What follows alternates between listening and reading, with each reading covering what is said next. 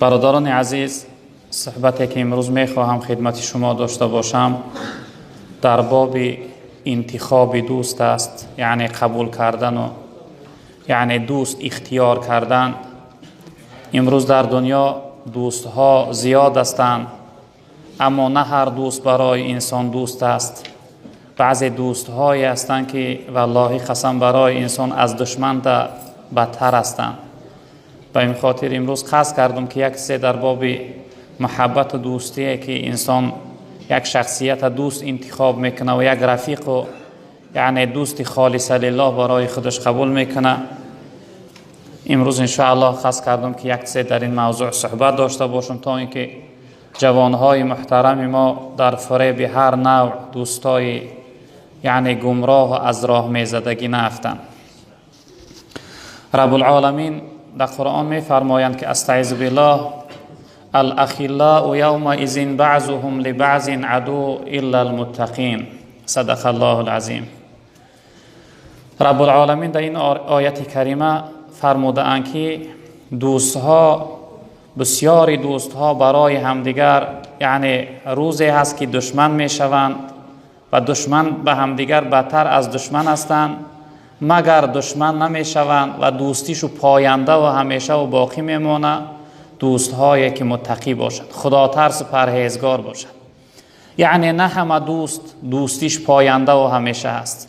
بعضی از دوستهایی هست که با یک شخصیت به خاطر مالش دوستی میکنه، بعضی شخصیت است که برای کسبش دوستی میکنه، بعضی شخصیت است که به خاطر حرمتش دوستی میکنه، بعضی انسانی هست که به خاطر منصب و دیگر چیزش دوستی میکنه. اما دوستهایی که خاص به خاطر خدا دوستی کنن، چنین دوستها خیلی کم هستند.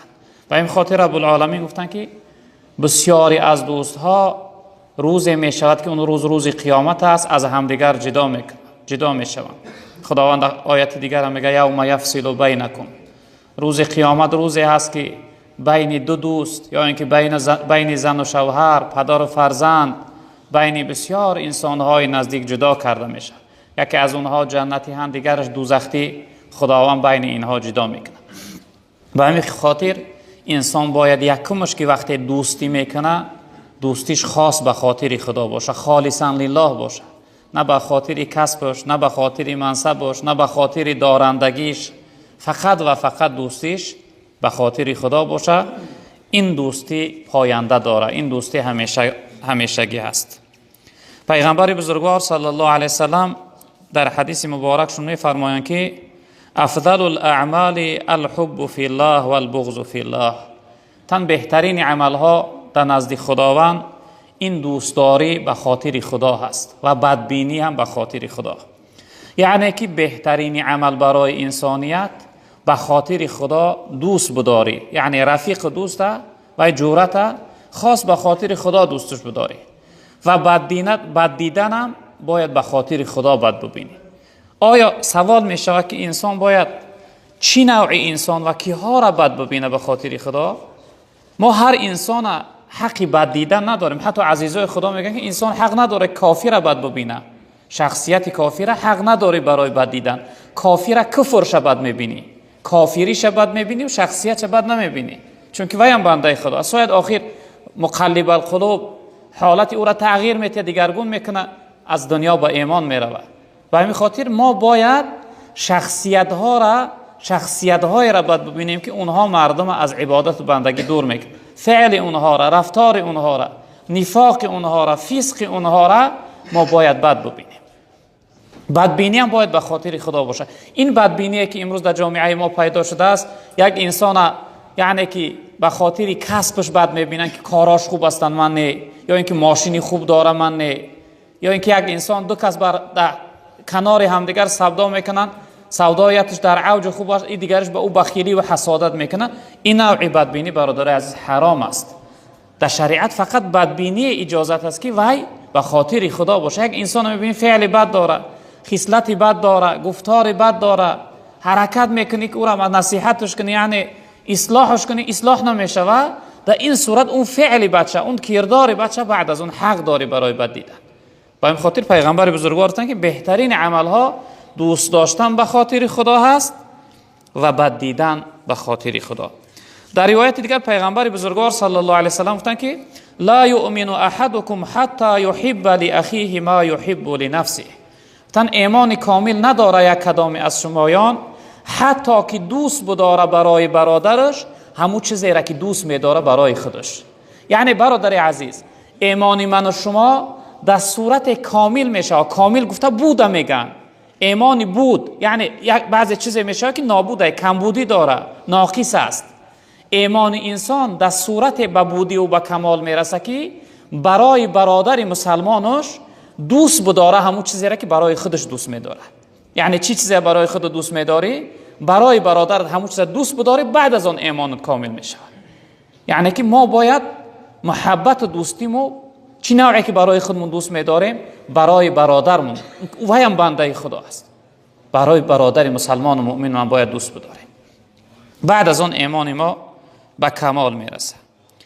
رب العالمین در حدیث قدسی فرمودند که وجبت محبتی للمتحابین فیه والمتجالسین فیه والمتزاورین فیه والمتبازلین فیه. رب العالمین گفته که من دوستداری و محبتی خودم برای دو شخصیت لازم میدانم، ضرور میدانم. یعنی که من دو جمله مردم، دو شخصیت دوست میدارم. اینها کی هستند اکو برادر عزیز؟ للمتحابین فیه. رب العالمین گفتن دو شخصیتی که به خاطر من همدیگرشون دوست میدارن.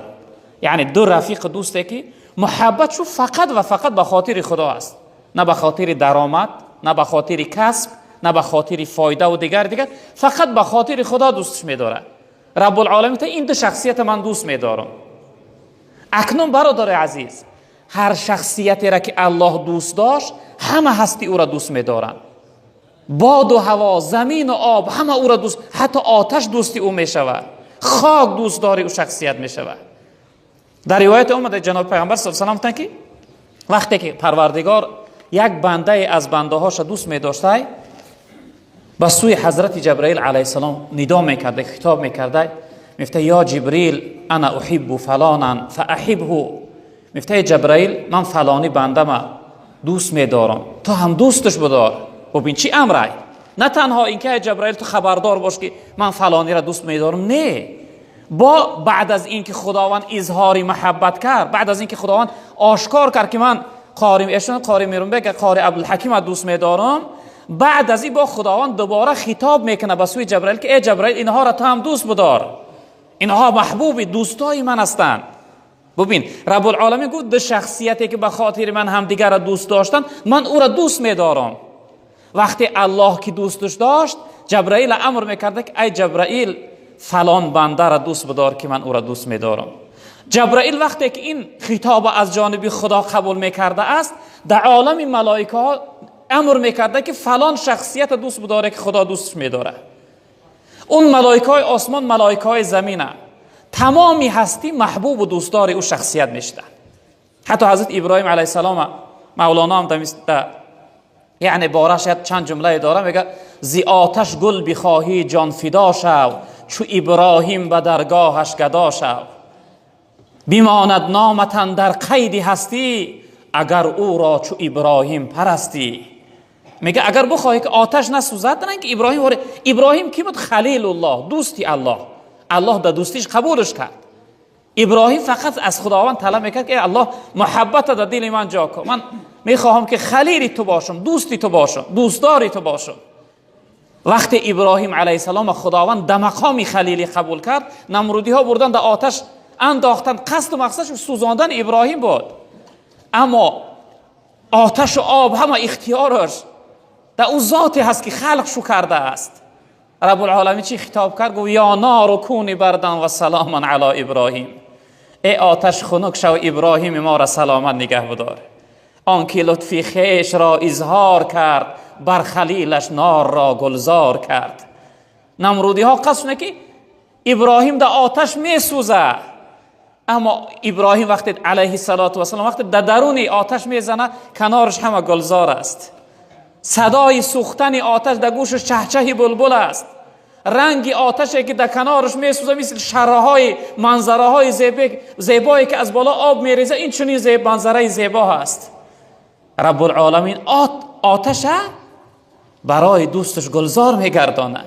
موسی علیه السلام رفت، وقتی که فرعون قصد کشتنش داشت، رب العالمین آب امر کرد، آب فرق شد، جدا شد. موسی علیه السلام در آمد، براش ره شد و گذشت از قفاش. وقتی فرعون آمد، فرعون غرق کرد.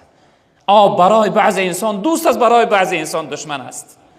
بعضی دوستای خدا را وقتی در خاک میگذارن، خاک مثل گل بر این تا قیامت اونها را نگه میداره. اونها نمیپوسند، چون که ضرر رساندن خاک خداوند برای اونها حرام گرداندگی است.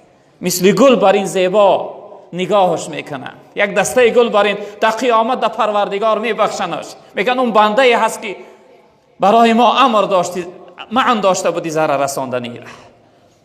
وقتی هر شخصیت الله دوست داشت، برادران عزیز بزرگوار، همه هستی او را دوست می‌دارند. همه کائنات محبوب و دوستدار او میشوند.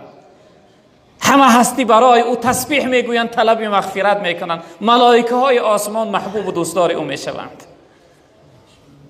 به همین خاطر رب العالمین گفتن هر شخصیت، وقتی دو شخصیت به خاطر من همدیگر را دوست داشتن، سیوم ذاتی که هر اینها را دوست می‌دارم من هستم. برادری بزرگوار، نمیخواهی که الله دوستت بداره؟ اگر همین لحظه من نام یک کدام شما را بگیرم، مثلا حضرت جان قاری میرونبک برادرم بگوی شان قاری من بسیار دوست می‌دارم، قاری عبدالحکیم برادرم، نه این دادرم بسیار دوست می‌دارم، حضرت داملا را دوست می‌دارم. این شخصیت ها افتخار میکنن. این شخصیت ها چقدر خوشحال میشن که داملا نام ما را گرفت، ما را دوست می‌داشت. در اصل وقتی یه شخصیت دوست داشته باید اظهار کنیم من تو را دوست می‌دارم، انی احبکم فی الله، من تو را به خاطر خدا دوست می‌دارم. وقتی یک شخصیت عادی ما را در یک جمعیت وصف کنه که دوستت می‌دارم، چقدر راحت و خوشحال میشویم. چه جایی که الله رب العالمین در فوق آسمان و بالای عرش در نزد ملائکه های مقربش ما را وصف کنه که فلانی را دوست می‌دارم، خیلی جای افتخار است.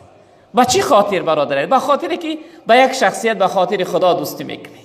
فقط یک دوست انتخاب میکنی که فقط و فقط با او محبت و دوست دارید به خاطر خدا است.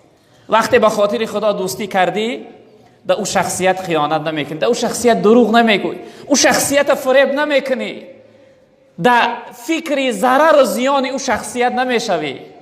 انسان وقتی دوست بداره، وقتی محبوب تا میبینی دلت گم میزنه، چقدر راحت و خرسند و خوشحال میشوی. اما شخصیت بدش میبینی، وقتی ببینی چقدر ناراحت میشه، چقدر ناراحت میشه. و همین خاطر خداوند امر کرده، میگه وقتی دو بندم همدیگرشون به خاطر من دوست بدارن، من اونها را دوست میدارم. و دو شخصیتی که به خاطر من هم نشینی میکنند، اونها را هم دوست میدارم. دو شخصیتی که به خاطر من همدیگر را زیارت میکنند، اونها را هم دوست میدارم. دو شخصیتی که به خاطر من همدیگر را بذل و بخشش میکنند، دستگیری میکنند. میبینه که یک دوستش در یک حالت قرضداری افتاده، در پیش پستی افتاده، به زانو زده، احتیاج به دستگیری داره. شخصیتی میخواه که دستش بگیره، از حالت مشقت بیرونش براره. وقتی انسانی که از توانایی داره از دستش میآید، رفت این برادرش دستش گرفت، قامتش بلند کرد، من نمیگذارم که ای دوستی بزرگوار تو به زانو بزنی، محتاج باشی. عزیزای خدا میگه وقتی یگان دوست شد نزد اونها حاجت پرسی می آمد، چقدر گریه میکردن. میگفتم برای چی که من یک بار از حال این دوستم خبر نگرفتم که ای دوستی بزرگوار تو چی حالت داری، آیا محتاج نباشی، یگان احتیاجی نداشته باشی. اینا چقدر زور آمد که به نزد من آمد. باید ما از حال همدیگر خبردار باشیم. وقتی به خاطر خدا همدیگر را دستگیری میکنیم، الله رب العالمین ما را دوست میداره. و رسول اکرم صلی الله علیه وسلم در روایت فرمودند که المرء علی دین خلیله فلینظر احدکم من یخالل. گفتن هر یک شخصیت در رفتار و رویه دوستش است. دوست تأثیر زیاد در دوستش میرسانه. برادران عزیز، ما یه مقاله تاجیکی هم داریم، با ماه شینی ماه شوی، با دک شینی سیاه شوی. صحبت مرد خدا مردت کند، صحبت هر ناسزا سردت کند. صحبت عاشق تو را عاشق کند، صحبت فاسق تو را فاسق کند. دوست تأثیر خیلی زیادی دارد. مولانا میگه همنشینی تو به باید تا تو را عقل و دین بیاساید. اون همنشین دوست قبول میکنی، او باید از خودت بهتر باشه.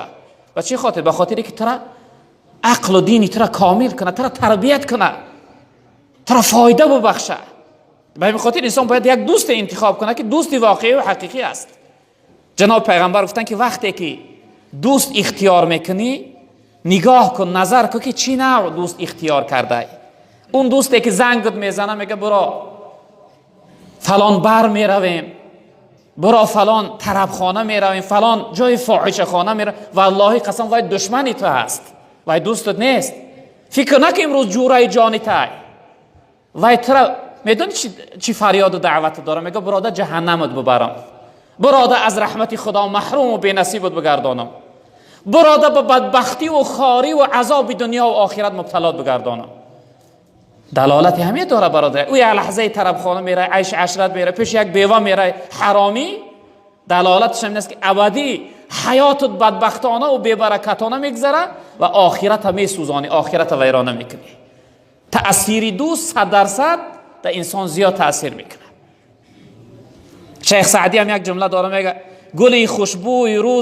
گلی خوشبوی در حمام روز رسید از دست محبوب به دستم، بدو گفتم که مشکی یا عبیری که از بوی دلاویزی تو مستم. بگفتا من گلی ناچیز بودم ولیکن مدت با گل نشستم. میگه حضرت که روز در یک جا یعنی گلی خوشبو در دست افتاد بوش کشیدم. اگه یک تمثیل مثالی برای ما.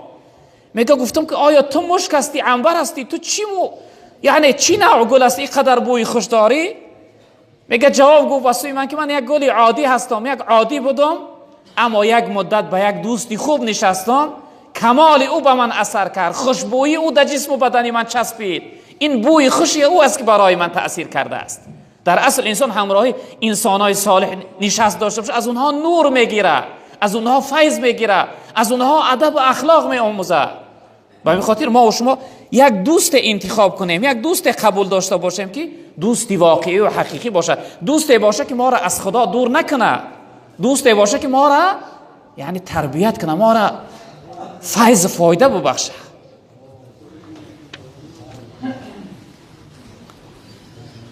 رسول اکرم صلی الله علیه وسلم در روایت دیگه فرمودند که والذی نفسی بیده لا تدخلوا الجنة حتى تؤمنوا ولا تؤمنوا حتى تحابوا اولا ادلكم على شيء اذا فعلتموه تحاببتم افشوا السلام بينكم. جناب پیغمبر گفتن قسم به همون خدایی که اختیار جانم در قدرتش هست، قسم به همون خدایی که خلقم کرده است، شما داخل جنت شده نمیتوانه حتی که ایمان نیاره. یعنی شرط برای داخل شدن جنت ایمان است. ولا تؤمنوا حتی تحابوا، شما ایمان آورده نمیتوانه، یعنی ایمان به کمال رسانده نمیتوانه حتی اینکه شما هم دیگرتون دوست نداره. تا محبت و دوستی به خاطر خدا نداشته باشه ایمان شما به کمال نمیرسه. جناب پیغمبر گفتن، بعد از اون حضرت گفتن که آیا من شما را دلالت نکنم به یک چیزی که وقتی او چیز شما به جا بیاره در بین تو محبت پیدا میشه، هم دیگر را دوست میداره؟ اهل اصحاب گفتن بله یا رسول الله. گفتن آره یا رسول الله، ما را دلالت کن چی چیز است که در بین ما محبت و دوستی برپا میکنه؟ جناب پیغمبر گفتن افشوا السلام بینکم، تا سلام در بین همدیگر افشا کنه، آشکار کنه، همدیگر را دیده بگی السلام علیکم. معناش این است گفتیم ای دوست برای شما من سلامتی را میخوام، سلامت، سربلند، سعادتمند، خوشبخت و خوشحال دنیا و آخرت باشی، درد و غم خاری را نبینی، رنج و ناراحتی را نبینی، همیشه خرسند و خوشحال باشی. چقدر این سخنی تو در او دوست تأثیر میکنه، چقدر دلی و شاد میشود وقتی این سخن از زبان نشین و چی میگه؟ میگه و علیکم السلام، برای شما هم این چنین سلام. جناب پیغمبر گفتن وقتی سلام در بینتون آشکار کنه محبت پیدا میشه.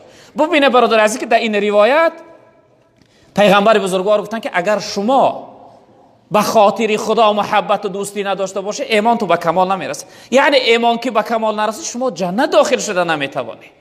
به این خاطر برای انسانیت شرط است که یک دوست خالص لله به خاطر خدا داشته باشه، یک شخصیت خاص به خاطر خدا دوست بداره. در روایت دیگر پیغمبر بزرگوار صلی الله علیه وسلم فرمودند المتحابون فی جلال لهم منابر من نور یغبطهم النبیون و الشهداء. پیغمبر بزرگوار گفتن حدیث قدسی در رب العالمین گفته که دو شخصیتی که به خاطر من در دنیا دوستی و محبت دارن، در روز قیامت این دوسته من در منبرها در تختهای نور میشینانم، همنشین و یعنی همراهی انبیا و دوستای خدا، من اونها را یک جای داخل جنت شو میگردانم. حتی در روایت دیگر پیغمبر بزرگوار صلی الله علیه و سلم گفتن که این دو شخصیتی که به خاطر خدا دوستی میکنن، در روز قیامت اینها را خداوند به چنان عزت میداده، به چنان درجه و مرتبه میداده که اهل محشر وقتی میدیدن میپرسیدن، میگفتن که اینها آیا پیغمبرای خدا هستند، صدیقین، شهدا و صالحین هستند؟ میگه از جانب ملائکه جواب می اومده، میگفتن نه، اینها نه پیغمبر هستند، نه شهید هستند، نه صالح هستند. بعد از اون میپرسیدن، میگفتن اینها کی هستند؟ خداوند امروز این قدر عزت شو داده است، این قدر درجه بلند شو داده، در تختهای نور نشسته هستند. از جانب ملائکه برای اینها جواب میشته که میگفتن اینها دو شخصیتی هستند که در دنیا با خاطر خدا دوستی داشتند. امروز اگر ما با خاطر خدا محبت و دوستی داشته باشیم، ان شاء الله رب العالمین که نه در دنیا بلکه در آخرت خداوند ما را جدا نمیگردونه. حتی در روایت از جناب پیامبر صلی الله علیه و آله که وقتی دو شخصیت با همدیگر محبت و دوستی دارند در دنیا، در روز قیامت یکی از اونها جنتی است، دیگرش دوزختی. به خاطر این جنتی بودن دوستش خداوند او دوزختیش هم میبخشیده گناهش و میگه بره شما در دنیا که یعنی جدا نبوده، همیشه یک جایه بوده، امروز هم باشه بره در این جنت یک جایه باشه. یعنی دوستی حقیقی دوست در قیامت شفاعت میکرده. به این خاطر ما باید دوستی حقیقی و دوستی یعنی واقعی باشه. اکنون در آخر یک حدیثی را که از محبت اهل اصحاب نسبت به پیغمبر بزرگوار صلی الله علیه و سلم بود، به نام ثوبان گفتنی شخصیت صحابه بود که اون شخصیت جناب پیغمبر را از حد زیاد دوست می داشت. دائما اون شخصیت همراهی و در کنار پیغمبر بزرگوار صلی الله علیه و سلم یعنی در محضر جناب پیغمبر بودند. روز حضرت ثوبان میگه نزد جناب پیغمبر داخل شدن، چهره و رنگی حضرت میگه تغییر یافتگی بود، دگرگون شده بود. و جناب پیغمبر نگاه کردن، گفتن که ای ثوبان، گفتن این برای شما چی شده است؟ چهره شما، رنگ شما دگرگون شده است، یگان یعنی ناراحت هسته، غمگین هسته. حضرت گفتن که یا رسول الله، گفتن من شما را از حد زیاد دوست می‌دارم، روزی که من شما را نبینم اون روز برای من خیلی بد میگذره، خیلی سخت میگذره، خیلی تلخ میگذره. من در خانه نشسته هستم، وقتی شما در فکرم میزنه در حال از جا میخیزم به سوی شما روانه میشوم. گفتن که یا رسول الله یک فکر من غمگین و ناراحت کرده است. پیغمبر بزرگوار گفتن چی هست اون فکر؟ حضرت گفتن که یا رسول الله این مردن حق است، منم یعنی بندگی میکنم، شما هم وفات میکنی از دنیا میروی، این معین است که شما وفات و بندگی کرده، خداوند شما را در جنت خیلی درجه عالی و بلند خداوند جا میکنه. اگر خداوند منم که داخل جنت کنه درجه من پستر است، یعنی در او بلند درجه عالی نیست. یا رسول الله من میتوانم که در جنت به دیدار شما بیایم، به زیارت شما اگر دیدار شما برام نباشه اون جنت هم برام خیلی جایی سخت است. وقتی میگه از جناب پیغمبر پرسیدن، رسول اکرم صلی الله علیه وسلم جواب ناگفته بودن که خداوند جوابی این شخصیت عاشق و محبوب گردان. بابی برادر، وقتی دوست از دوستش چیزی طلب میکنه، یعنی که اون مربی که اصل خلق کننده محبت دوستا هست اون جواب میگردانه. رب العالمین چی جواب گفتن؟ استعیذ بالله و من یطیع الله و الرسول فاولئک مع الذین انعم الله علیهم من النبیین و الصدیقین و شهداء و الصالحین و حسن اولئک رفیقا. صدق الله العظیم. رب العالمین گفتن شخصیتی که اطاعت خدا و پیغمبر کنه، یعنی با گفته خدا و پیغمبر زندگی کنه، این جمله مردم در روز قیامت همراهی انبیای خدا هستند، همراهی صدیقین و شهدا و صالحین هستند و بهترین همنشینها را دارند. یعنی که این جواب برای کی بود؟ جوابی سوال حضرت ثوبان بود.